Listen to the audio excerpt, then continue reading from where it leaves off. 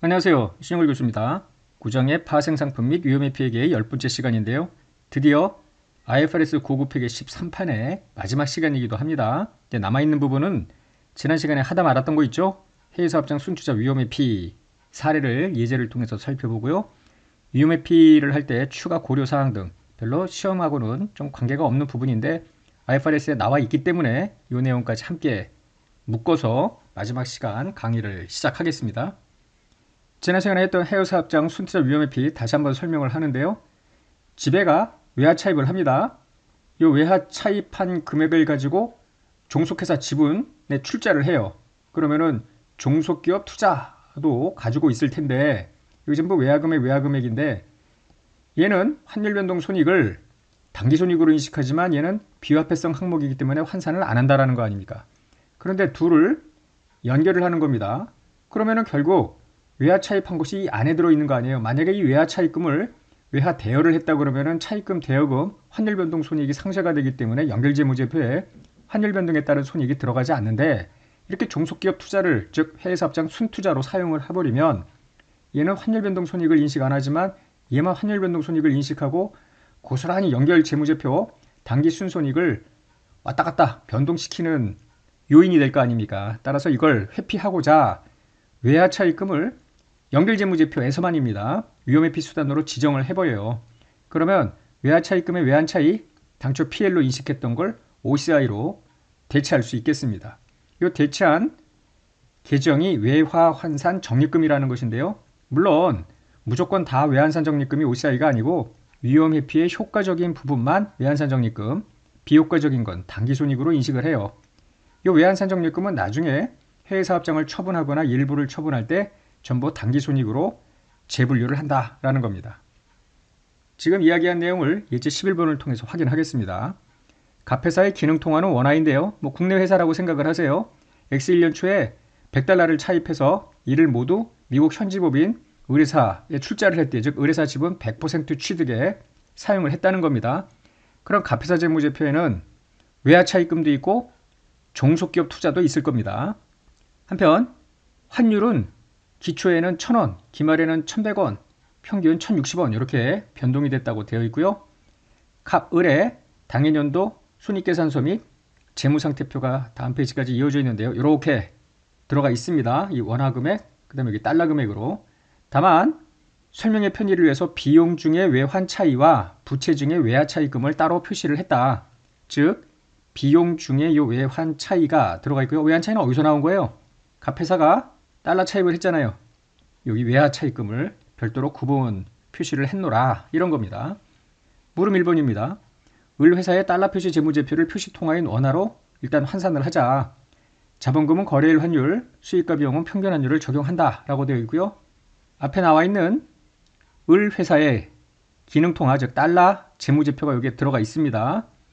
이때 수익과 비용은 평균 환율이니까 1,060원의 환율을 적용하여 원화금액이 나오고요. 21200이 당기순이익입니다. 한편 자산과 부채는 기말환율이죠. 자본금은 취득시의 환율, 거래의 환율 1,000원입니다.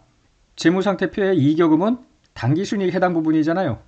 특정 환율을 곱하는 게 아니라 이미 손익계산서 환산할 때 나왔던 21200을 집어넣으면 돼요. 그리고 나서 차변과 대변의 합계를 계산해보면 대변이 적어. 여기에 끼워넣기 숫자가 들어가게 되는데 이게 표시통화 환산 차이 아닙니까? 외환 차이 OCI로 들어가는 계정이 되겠습니다. 물음 2번으로 가보면 연결정산표를 작성하재요. 연결종 분기하고 내부고래 없고 외화 차입금과 외환 차이는 구분 표시를 해보자 라는 건데 이 사례에서는 연결조정 분계가 딱 하나입니다. 최초 설립할 때 출자해갖고 100%다 샀던 거 아니에요. 따라서 중소기업 투자, 자본금, 생계제거하고 끝나면 되겠습니다. 100% 지배종속관계이기 때문에 비지배 지분 구분할 이유도 없고요. 그래서 연결정산표를 작성하면은 이 1번 분계만 들어가기 때문에 다음과 같이 연결 재무제표가 나오는데 이때 주목할 거는 연결단기 순이익에 이 환율변동 손실 외화 차입금에 대한 손실이 10,000원이 들어가 있죠. 그리고 이 외환 차이 1800 OCI는 요거랑 다른 거죠. 이거는 표시통화로 환산할 때 발생한 외환 차이가 되겠는데 문제는 요 눈에 거슬리는 게 요 금액이에요. 지금 연결 실체 내에서 차입을 해갖고 얘를 사느라고 들어간 건데 해외사업장 순투자 이쪽은 차입금, 얘는 환율변동 손익을 인식하지만 얘는 비화폐성 항목이니까 환산을 안 할 거 아니에요. 따라서 이쪽은 환산 손익이 나오고 이쪽은 안 나오니 불일치가 된다는 이야기예요. 그래서 해외사업장 순투자 위험회피를 하게 되면 이 외환 차이를 죽일 수 있겠습니다. 그게 바로 물음 3번입니다. 물음 2에서 갑회사가 외화 차입금을 해외사업장 순투자 위험회피 수단으로 지정을 했다 가정하고 다시 연결 정산표를 만들재요. 그러면 3번 종속기업 투자 자본금 상계 제거하는 것뿐만 아니라 요 외화 차입금의 외환 차이, 즉 PL로 들어갔던 요 10,000원을 OCI로 대체를 하는 거예요. 요거를 이렇게 위험회피에 효과적이라고 볼 수 있겠죠. 왜냐하면은 요 위에서 보시면은 재무제표 환산할 때 기타 포괄손익으로 인식했던 외환 차이가 1,800인데 그거보다 적잖아요. 그래서 전액 위험회피에 효과적이기 때문에 모두 OCI로 돌리면 되겠습니다. 그래서 연결조정분계 1번, 2번을 합쳐서 집어넣으면 좀 전에 보았던 외환 차이가 온데간데 없이 사라졌죠? 요게 요 밑으로 내려가 있는 거 아니에요. 따라서 당기 손익에는 외화 차입금의 환율변동 손익의 효과가 제거가 되어 있습니다. 이것이 바로 해외사업장 순투자 위험회피의 한 사례가 되겠죠. 자, 이제 남은 부분은 별거 없습니다. 8절 822쪽으로 가보면 위험회피 대상 항목, 위험회피 수단에 대한 추가적인 고려사항 몇 가지를 살펴보자라는 거예요. 지배가 있고 종속이 있고 각각 여기가 개별 실체가 되겠는데 둘 간에 내부 거래가 있을 수 있잖아요. 그러면 내부 거래와 관련해서 어쨌거나 개별기업 재무제표에서는 위험회피 대상 항목으로 특정 자산 부채를 지정할 수가 있겠어요. 근데 내부 거래에서는 둘을 상계 제거할 거 아닙니까? 따라서 연결 재무제표에서는 위험회피 대상 항목으로 지정할 수가 없겠습니다. 하나의 경제적 실체 안에서 일어난 건데, 그죠?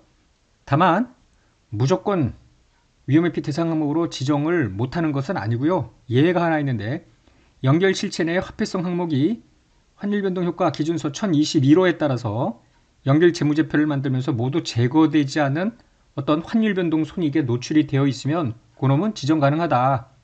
예를 들어서 지배기업, 종속기업이 있는데 표시통화는 원화입니다. 근데 얘는 달러, 얘는 유럽에 있는 회사예요.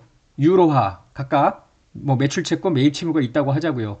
그럼 원화로 환산을 할 때 환산한 원화 금액이 매출채권, 매입채무가 다를 수 있을 거 아니에요. 환율변동 손익도 달라지지. 따라서 이럴 때는 지정할 수 있겠다라는 것이고요.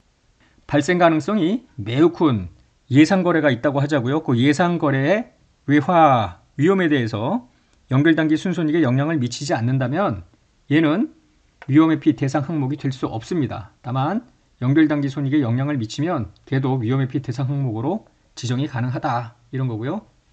위험회피 대상 항목 추가 고려사항으로 위험 구성 요소, 이 컴포넌트라는 게 있습니다. 교재 824쪽에 사례가 하나 나와요. 이 갑이라는 회사가 천연가스 공급 계약을 체결을 해요. 그런데 이 천연가스 공급 가격은 다른 그 밖의 요소로부터 영향을 받는다는 거죠. 뭐 경유라든지 연료유라든지 수송비라든지 이거를 집어넣은 특정 산식에 따라서 천연가스 가격이 결정이 된다고 할 때 그 중 경유의 구성 요소가 가장 크리티컬한 거야. 그러면 경유 선도 계약을 체결해서 이 천연가스 공급 계약의 위험 회피를 막을 수 있겠다라는 거죠. 이때 경유 가격 익스포저만을 위험 회피 대상 항목으로 지정할 수 있겠다라는 거죠. 여기는 경유 선도 계약을 체결을 하고 천연가스 공급 가격을 계산하는 계산식에 경유라는 게 하나의 컴포넌트인데 이 경유만을 위험 회피 대상 항목으로 지정할 수 있겠다라는 거예요. 한편 인플레이션 위험을 별도로 식별할 수 있고 신뢰성 있게 측정할 수 있다면 이 인플레이션 위험도 위험회피 대상 항목으로 지정할 수 있겠습니다. 한편 교재 824쪽에는 명목금액 구성 요소라는 것이 있는데요. 예를 들어서 이 10억의 대출금이 있다고 가정을 해요. 근데 10억의 대출금 중 5억은 중도상환권이 없고요. 5억에 대해서는 중도상환권이 있는 뭐 이런 두 가지 특성이 모여져 있는 대출금이라고 가정을 할 때 위험회피 대상 항목으로 지정하는 것을 비례적 부분으로 할 수 있습니다. 예를 들어 5억을 중도상환권이 없는 것과 있는 것을 반반씩 섞어서 이 비례적 부분 요소로 지정할 수도 있겠고요. 아니야, 계층, 레이어로 나누는 겁니다. 중도상환권이 없는 것과 있는 것은 성격이 다르기 때문에 상환권이 없는 대출금 5억만 위험회피 대상 항목으로 지정할 수도 있고, 이렇게 두 가지로 나누어서 지정이 가능하겠습니다. 825, 826페이지에는 통합 익스포저라는 것이 나오는데요. 이런 거예요. 예를 들어서 위험회피 대상 항목이 발생 가능성이 매우 큰 커피 수입 예상 거래입니다. 달러화 결제고요.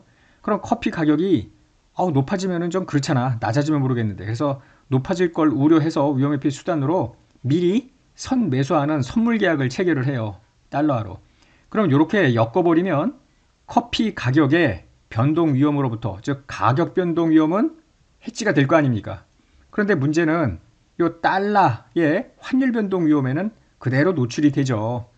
그래서 이 달러의 변동 위험을 회피하고자 또 한 번 여기다가 위험회피 수단을 이 전체에다가 걸어놓는 거죠. 즉 달러화를 매입하는 선도 계약을 체결을 함으로써 환율 변동 위험을 해지할 수 있겠다라는 것이죠. 이와 같이 이런 위험회피 대상 항목과 파생 상품을 묶어놓은 걸 통합 익스포저라고 하는데, 파생 상품에 대해서 또 파생 상품을 위험회피 수단으로 지정할 수는 있겠느냐? 그거는 원래는 안 되는데, 이와 같이 이미 위험회피 관계가 형성이 된 이 전체 통합 익스포저에 대해서는 파생 상품 위험회피 수단을 엮을 수 있겠다. 이 전체를 위험회피 대상 항목으로 지정할 수 있다는 것입니다.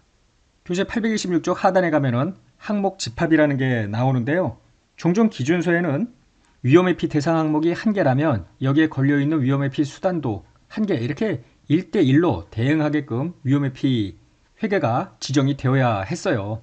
그런데 실무에서는 여러 개의 위험회피 대상 항목을 하나의 집단으로 구성을 해서 이 전체를 위험회피 대상 항목으로 지정하는 것이 일반적이었고요. 그래서 이게 가능하도록 했습니다. 이럴 때 이제 뭐가 문제가 있느냐면은, 회사가 예를 들어서 달러 채권이 100이야. 달러 채무가 80이야. 그러면은 이것 따로 할 필요 없이 순 포지션은 자산 쪽 채권 20 아닙니까? 요것만 해지하면 될 거 아니에요. 그래서 요거 순 포지션에 대한 위험회피 대상 항목의 지정이 가능하다. 과거에는 안 됐지만 1109호에서는 전부 가능한 걸로 보면 되겠습니다. 이번에는 위험회피 수단에 대한 추가 고려 사항인데요. 위험회피 수단으로 옵션을 사용을 할 때 옵션의 공정가치에는 내재가치하고 시간가치까지 들어가 있어요. 이때 시간가치는 변동성이 크다는 거죠. 그래서 시간가치까지 포함한 옵션의 공정가치를 가지고 위험회피 수단의 위험회피가 효과가 있는지, 이 효과성 테스트를 할 때 비효과적이다 라는 결과가 나올 수도 있겠습니다. 따라서 시간가치를 제외하고 내재가치 변동만을 위험회피 수단으로 지정하고 이펙티브니스 테스트를 통과하는, 이것도 가능하겠습니다. 같은 개념으로 선도계약 같은 경우에는 선도요소하고 선물요소 두 가지가 있는데, 이 선도요소를 배제를 하는 거죠. 현물요소의 공정가치 변동만을 위험회피 수단으로 집어넣어야 효과성 테스트에서 통과될 가능성이 높겠습니다. 한편 전체 위험회피 수단 중에 예를 들어 50% 이런 식으로 비례적 부분만을 위험회피 수단으로 지정할 수도 있겠습니다. 그러나 위험회피 수단에 잔여만기가 있는데 이 중에 일부 기간에서만 생긴 공정가치 일부의 변동은 지정을 할 수가 없고요. 잔여만기 전체에 대해서만 위험회피 수단으로 지정이 가능하겠습니다. 이번에는 위험회피 수단의 추가 고려 사항인데요. 앞서 위험회피 수단을 지정할 때 시간가치나 선도요소 등의 공정가치 변동을 제외했던 것이 있었습니다. 이렇게 제외를 해야 효과성 평가를 할 때 패스하기가 편했다는 거 아니에요. 그런데 그럼에도 불구하고 회계 처리를 할 때 이 공정가치 변동을 측정할 때는 시간가치나 선도요소도 몽땅 집어넣어야 됩니다. 다만 이렇게 제외했던 부분은 당기손익이 아니라 기타 포괄 손익으로 인식을 했고요. 기타 포괄 손익으로 인식을 했으면 언젠가 후속 회계 처리가 있어야 되겠는데, 이 기타 포괄 손익으로 인식했던 그 부분이 거래 관련 부분이냐 기관 관련 부분이냐에 따라서 후속 회계 처리가 다릅니다. 즉 거래 관련 OCI였다면 후속적으로 비금융 자산 부채를 인식하거나 공정가치 위험회계를 적용하는 확정계약을 인식을 할 때 이 OCI를 제거를 하면서 베이시스 어저스먼트, 최초 원가나 그 밖의 장부 금액에 직접 반영해 버립니다. 우리가 전전 시간에 파생상품에 대해서 이 OCI로 평가손익을 인식을 할 때 이 금액을 베이시스 어저스먼트로 해가지고 최초 인식금액에 반영했던 경우가 있었죠. 바로 그 케이스입니다. 그 이외의 거래라면 위험회피 대상 현금 흐름이 당기손익에 영향을 미치는 기간에 당기손익으로 재분류를 한다. 한편 기간 관련 경우에는 옵션의 내재 가치에 대한 위험 조정이 당기손익에 영향을 미칠 수 있는 기간에 걸쳐 이를 상각을 하고 이를 재분류 조정으로 당기손익으로 인식한다라는 건데 뭐 크게 유념치 마시고 시험에는 거의 안 나오는 부분이기도 합니다. 자, 이제 마지막 파트인데요. 위험회피액에 대한 해가지고 몇 가지 내용을 봅니다. 먼저 자가사용 비금융 항목의 매매계약 공정가치 선택권인데요. 자가사용 목적으로 비금융 항목을 사고납하는 매매계약을 체결을 해요. 그러면 이는 미이행 계약이기 때문에 손실부담 계약이 아닌 한 회계처리 대상은 아닙니다. 그런데 이 비금융 항목의 매매계약에서 발생하는 공정가치 변동을 회피하기 위해서 회사가 파생상품 계약을 체결할 수는 있겠습니다.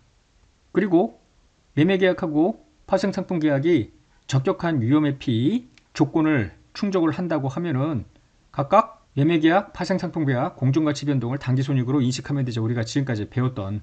그러나 실무에서는 매매계약이 여러 건이고요. 이때 이 순 포지션에 기초한 매수도 있고 매도도 있을 거 아닙니까? 그 순 포지션에 기초한 위험회피를 하는 경우도 종종 있겠다는 거죠.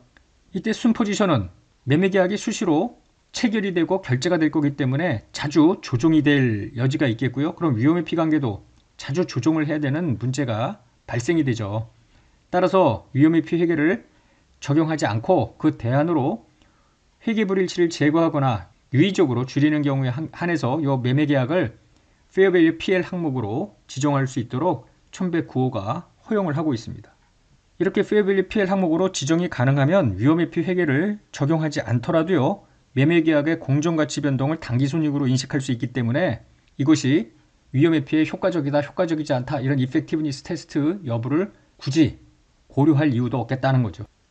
이번엔 대출 약정입니다. 대출 약정은 대출한 것이 아니라 대출하기로 계약을 체결한 거예요. 미리 정한 조건에 따라서 신용을 제공하는 확정계약입니다. 잠재적 차입자가 특정 이자율로 차입할 수 있게 하는 발행한 옵션입니다. 그러니까 은행이 차입자한테 옵션을 주는 거예요. 그럼 걔는 뭐 일주일 후에, 한 달 후에 이 옵션을 행사해서 대출을 일으킬 수도 있고요. 안 할 수도 있겠고 이런 겁니다. 이럴 경우에 대출 약정이 파생상품이냐라는 것인데 대출 약정 발행자, 즉 은행하고요. 잠재적 차입자인 보유자 모두 공정가치 회계 처리를 해야 되는 번거로움이 발생이 돼요. 따라서 간편한 회계 처리를 위해서 얘는 공정가치 측정 대상에서 제외를 합니다. 대신에 대출 약정의 최초 발생 시 이 대출 약정을 페어밸류 PL 금융부채로 지정하는 것은 허용하고 있습니다. 파생상품은 아니고 대신 대출 약정을 은행 등이 페어밸류 PL 금융부채로 지정을 할 수는 있겠다라는 것이죠. 그런데 이 대출 약정을 중도에 차익 결제할 수 있거나 다른 금융상품을 인도 발행해서 결제할 수 있다면 얘는 파생상품에 해당이 돼요. 따라서 대출 약정에 대해서 공정가치 변동을 당기손익으로 인식하는데 은행 입장에서 대출해주기로 약정을 했는데 얘를 차익 결제한다? 뭐 이런 것들은 실무에서 흔하게 발생하지는 않을 거다라는 겁니다. 드디어 이제 마지막 토픽인데요. 신형 익스포저의 페어밸류 PL 지정입니다. 종전기준서는 무위험 이자율과 시장 이자율 간의 이 차이, 스프레드에는 크레딧 리스크뿐만 아니라 여러 가지 다양한 요소가 포함되어 있다는 것이죠. 따라서 신용 위험에 의한 공정가치 변동만을 별도로 식별하는 것은 불가능합니다. 그래서 신용 위험 익스포저에 대한 위험회피 회계는 있을 수 없는 일이라고 봤던 거죠. 현행 기준서 1109호에서는 위험회피 회계의 대안으로 금융상품을 최초로 인식할 때 이를 페어밸류 PL 항목으로 지정하는 걸 허용하고 있습니다. 다만 실무에서는 여러 가지 제한 때문에 지정하는 것이 쉽지는 않겠다라는 것입니다. 자, 여기까지 해서 나머지 기타 위험회피 대상 항목이나 수단에 대한 추가 고려 사항까지 마쳤는데요. 뭐 크게 중요한 것은 아닙니다. 마지막 9장을 끝내면서 여러분들은 특히나 공정가치 위험회피, 현금으로 위험회피 두 가지 경우의 사례 회계 처리들을 살펴봤었죠? 그거를 열심히 복습하시기 바랍니다. 자, 전체 고급 회계 13판 강의를 끝내겠습니다.